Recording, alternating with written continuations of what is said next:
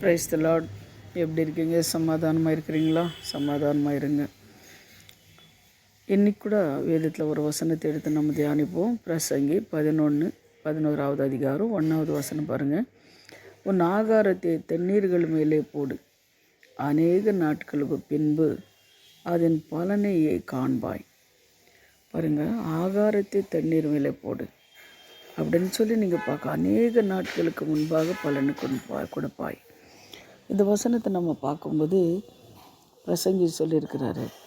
ஆனால் நம்ம ஆகாரத்தை அப்படின்னு சொல்லும்போது நீங்கள் இந்த உலகத்தில் விதைக்கணும். என்னென்னா சுவிசேஷம் என்ற விதி. தேவனுக்கு என்ன பிடிக்கும் அப்படின்னா, அடுத்தவங்களுக்கு நீ சத்தியத்தை சொல்கிறது தான் தேவனுக்கு பிடிக்கும். சத்தியத்தை சொல்லி அவர் கற்பனைப்படி நடக்கும்போது தேவன் ரொம்ப விரும்புகிறார்.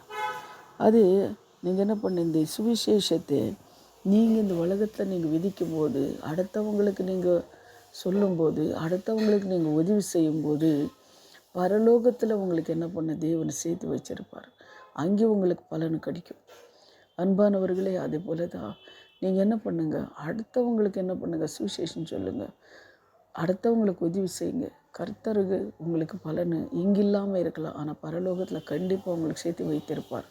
இன்னொன்று காரியம், இயேசு கிறிஸ்து இந்த உலகத்துக்கு வரும்போது சொல்லியிருக்கிறார், இந்த உலகத்தில் நீங்கள் உப்பாக வெளிச்சமாக இருங்கள் அப்படின்று.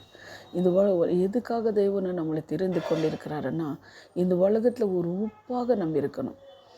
உப்பு எப்படி ஒரு எல்லாம் போட்டு நம்ம என்ன பதார்த்தமானாலும் எல்லாம் எவ்வளோ தான் நல்லா போட்டு நம்ம குழம்பு வச்சாலும் அந்த உப்பு கொஞ்சம் போடலைன்னா டேஸ்ட் இருக்காதுங்க. அதுபோல தான் நம்மளை தேவனை தெரிந்து கொண்டிருக்கிற நோக்கம், நம்மளை அழைத்திருக்கிற நோக்கம், அவருக்காக நம்ம எளிமை பிரகாசிக்க முடியாமல், அடுத்தவங்களுக்கு சத்தியத்தை சொல்ல முடியாமல், தான தர்மங்களை செய்ய முடியாமல், ஏதோ நானும் என் குடும்பம் மட்டும் சொல்லி வாழும்போது நம்மளுக்கு பலன் இல்லைங்க.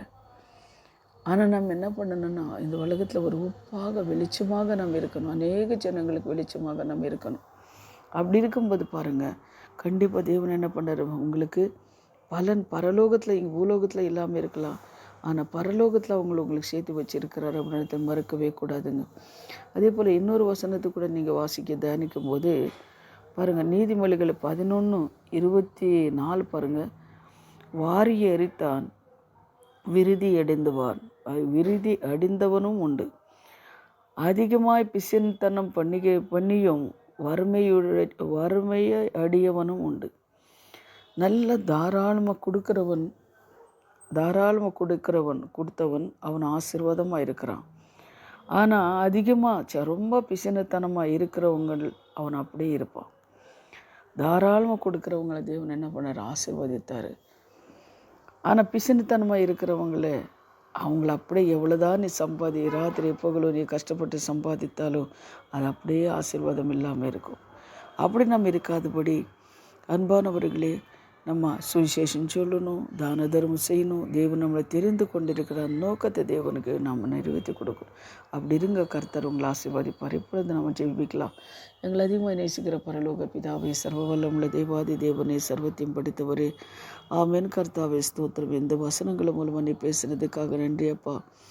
அப்பா, அவங்க ஆகாரத்தை தண்ணீர் மேலே போடு, அது நாட்களுக்கு பின்பு அதிக பலன் கொடுக்கும் அப்படின்னு சொல்லி கர்த்தாவை சொல்லியிருக்கிற அந்த வசனத்தைப்படி தகப்பனே, கர்த்தாவை கேட்குற ஒவ்வொரு பிள்ளைங்களும் தேவனுக்காக எழும்பி பிரகாசிக்க தேவனோட ராஜ்யத்துக்கு ஆயுதமாக கர்த்தாவை கிருபை தாங்க. இயேசுவின் நாமத்தினர் பிதாவே, ஆமென். God bless you. கர்த்தர் உங்களை ஆசீர்வதிப்பார். ஆமென்.